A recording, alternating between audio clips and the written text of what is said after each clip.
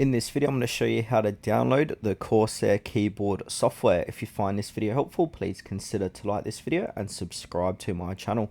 In saying that, let's just jump straight into the video. Okay, so first step is open up a web browser and head on over to corsair.com. Now, once you're on their main website, we need to look for the software tab.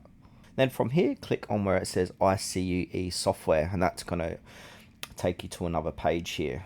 So now on this page here, if we scroll down a little bit, it's going to say the most extensive PC monitoring and RGB lighting control software available. So go ahead and click on the download button.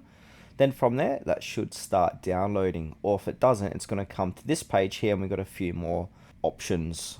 Now we've got a few different options. So if you want the Windows version, so Corsair ICU with ICU Murals, we can download the Windows.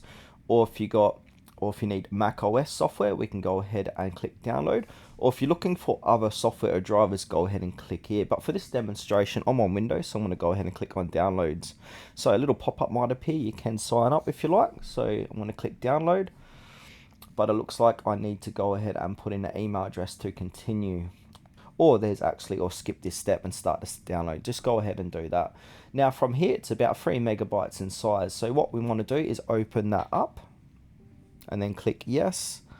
And then from here, I'll minimize the window. So here we can select the language to use during installation. So we've got English all the way to Ukrainian. So I'm going to click next.